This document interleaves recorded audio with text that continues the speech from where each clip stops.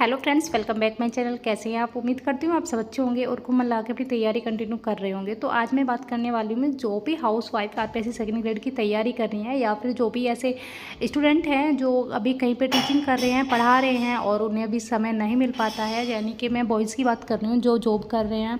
तो ये जो लास्ट समय है हमारा, और इस समय हमें अपनी पढ़ाई को ज़्यादा समय देना चाहिए, क्योंकि जब ज़्यादा टाइम होता है तब तो ये हो जाता है कि चलो ठीक है, अभी हमारे पास समय है, हम अपना मतलब बाद में कवर कर लेंगे। लेकिन लास्ट टाइम में यदि हम नहीं पढ़ पाएंगे तो फिर कुछ बच्चे तो ऐसे हैं जो हॉस्टल में रह कर पढ़ाई कर रहे हैं ना, अपनी फैमिली से दूर रह कर पढ़ाई कर रहे हैं। लेकिन जो हाउस वाइफ हैं या फिर जो ऐसे ऐसे बच्चे हैं जो अभी शादीशुदा हैं और उनके ऊपर जिम्मेदारियां हैं, वो कहीं जॉब कर रहे हैं, उसके बाद वो अपनी पढ़ाई करते हैं, तो मैं उनसे इतना ही बोलना चाहूँगी, आप अपना समय इधर उधर थोड़ा वेस्ट ना करें, क्योंकि वैसे भी वो तो कम ही करते हैं। क्योंकि ये चीज़ तो वो बच्चे करते हैं ना जिनके ऊपर कोई जिम्मेदारी नहीं होती, और जो फ्री होते हैं, अभी अनमैरिड लड़कियां हैं, मैं उनसे बोलना चाहूँगी कि वो अपना फ़ोन और जो थोड़ा इधर उधर अपना टाइम वेस्ट करती हैं तो वो ना करें। क्योंकि शादी के बाद ना आपको और बहुत सारी जिम्मेदारियां निभानी होती हैं और ना आपके पास टाइम होता है और ना ही आप फिर आगे कुछ कर पाती हो। तो आपको अभी से ही अपनी तैयारी में लग जाना है, क्योंकि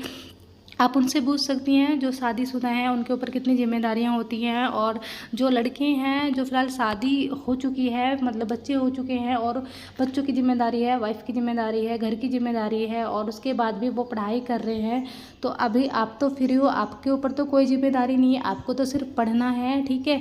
तो आप अपनी पढ़ाई को मन लगा कर करें। और अब मैं ये बोलना चाहूँगी कि जैसे कि आप ना अपना फ़ोन, जब आप रील देखते हो, कभी कभी ऐसा होता है एक रील देखने के चक्कर में ना हमारा 1 घंटा ख़राब हो जाता है। तो आप रील थोड़ा कम देखें। और जो मेरी तरह हाउस वाइफ है ना, उनसे मैं बोलना चाहूँगी कि आप सुबह जल्दी मॉर्निंग में उठें। आप जल्दी उठेंगी तो आपके काम भी हो जाएंगे और आपकी पढ़ाई के लिए भी समय मिल जाएगा। लेकिन कभी कभी ऐसा होता है ना कि जैसे कि कुछ घरों में ना सभी फैमिली मेम्बर लेट सोते हैं, तो नॉर्मल सी बात है कि आप भी लेट सोएंगी। तो कोशिश करें, अगर आप 4 बजे नहीं उठ पा रही हैं तो आप 5 बजे उठ जाएँ। 5 बजे उठने के बाद, हाँ, उठने के बाद तुरंत आप पढ़ने ना बैठें, अपने घर के काम निपटाएं सबसे पहले। क्योंकि कभी कभी ऐसा होता है कि हम ना पढ़ने बैठ जाते हैं और घर के जब काम पड़े हुए होते हैं तो हमारा सारा ध्यान जो है अपने काम पे होता है, पढ़ाई तो बस बिल्कुल नहीं हो पाती। बस ऐसा लगता है कि हम पढ़ रहे हैं। तो सबसे पहले अपने काम खत्म करें, उसके बाद आप फ्री होकर अपनी पढ़ाई करें। और आज जैसे गर्मियाँ चल रही हैं तो आप नहा के बैठें, जब भी आप पढ़ने बैठे नहा के बैठे, नहा लो थोड़ा सा और उसके बाद अपनी पढ़ाई में लग जाओ, क्योंकि उससे आपको मतलब फ्रेशनेस आएगी और आपको अच्छा फील होगा। देखिए, जो भी आप अपना समय थोड़ा इधर उधर ख़राब कर देती हैं, जैसे कि फैमिली मेम्बर के पास आप बहुत ज़्यादा बात करती हैं बैठ के, कभी कभी ऐसा ना कहीं कहीं पे ना बहुत सारा पूरी फैमिली मेम्बर बैठ जाते हैं और हम लोग बात करते हैं, और होना चाहिए, ये अच्छी बात है, हर हर फैमिली में होना चाहिए। इस मुझे लगता है ये सबसे अच्छी बात होती है। और लेकिन जब हमारी पढ़ाई होती है ना तब हमें उनसे दूर रहना चाहिए। जब हमारी पढ़ाई नहीं होती तब तो हमें उन्हें समय देना चाहिए। तो आप अपने रूम में जाएँ और अपनी पढ़ाई में लग जाए। जब आपकी जॉब लग जाएगी उसके बाद अपने जो फैमिली मेम्बर है उनके पास आप अपना टाइम जो है दे सकती है। जो भी हाउस वाइफ है मैं उनसे बोलना चाहूँगी, जैसे कि घर में कुछ ना कुछ प्रॉब्लम होती रहती है, किसी की सास परेशान करती है तो किसी का हस्बैंड परेशान करता है, हर फैमिली में कुछ ना कुछ चल रहा होता है। तो आपको फ़िलहाल उन चीज़ों पे ध्यान नहीं देना, क्योंकि यदि आप सास की बात पे ध्यान दोगी या फिर हस्बैंड की बात पे ध्यान दोगी जो आपको बिल्कुल सपोर्ट नहीं करते हैं और वो चाहते भी नहीं है कि आप पढ़ो, आगे बढ़ो, है ना, तो आपको फ़िलहाल उनसे थोड़ा दूरी रहना है। उनकी बातों का जवाब नहीं देना, अपनी पढ़ाई में लगे रहना है। क्योंकि यदि आप उनकी बातों का जवाब दोगे और ये चीज़ें बढ़ती चली जाएंगी और फिर आपकी पढ़ाई नहीं होगी, 10 दिन ख़राब हो गए, कभी कभी 15 दिन भी ख़राब हो जाएंगे आपके। तो आप जितना हो सकता है इस चीज़ को इग्नोर करें, अपनी पढ़ाई में लगे रहें। जो भी वो बोल रहे हैं बोलने दो उन्हें, ये समझ लो कि आप बहरे हो, आप नहीं सुन पा रहे हो, ठीक है। तो ये सबसे अच्छा होता है कि जब आप जवाब नहीं देते हो और जो भी लोग कह रहे हैं कहने दो, जब आपकी जॉब लग जाएगी वही आपकी तारीफ़ करेंगे। और दूसरी बात, जैसे कि आपने जो भी पढ़ा है ना उसे आप कोशिश करें 10 या 15 दिन के अंदर रिवीजन कर लें, क्योंकि रिवीजन करने से चीज़ें हमें याद होती है। अगर हम रिवीजन बहुत लंबे समय बाद करते हैं, महीने 2 महीने बाद करते हैं, तो वो चीज़ हमें याद नहीं होती। फिर हमें ऐसा लगता है कि जैसे कि इस चैप्टर को हम पहली बार पढ़ रहे हैं। तो रिवीजन जैसे करते रहेंगे वैसे ही चीज़ें याद होती रहेंगी।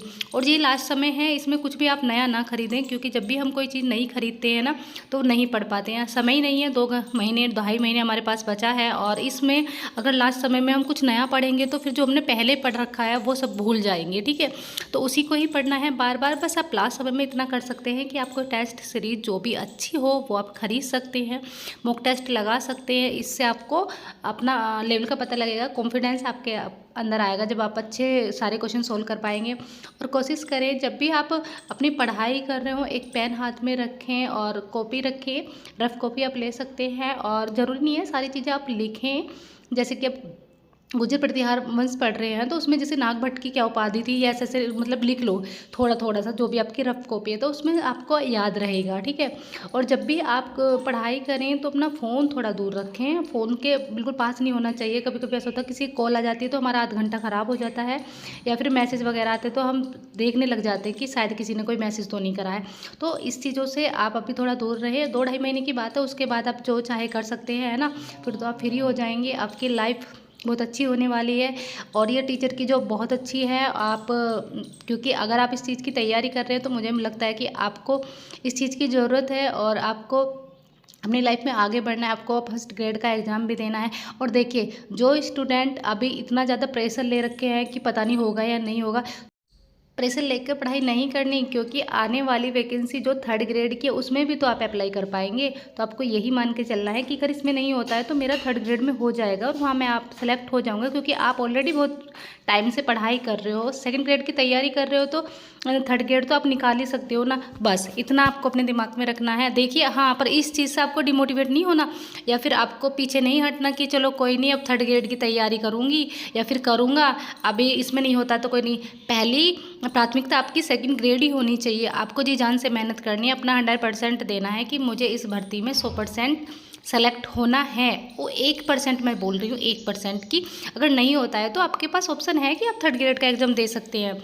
और आई होप कि आपको ये वीडियो ज़रूर पसंद आई होगी। वीडियो पसंद आए चैनल को ज़रूर सब्सक्राइब करें, ज़्यादा से ज़्यादा शेयर करें। थैंक यू, मिलती हूँ अब नेक्स्ट वीडियो में।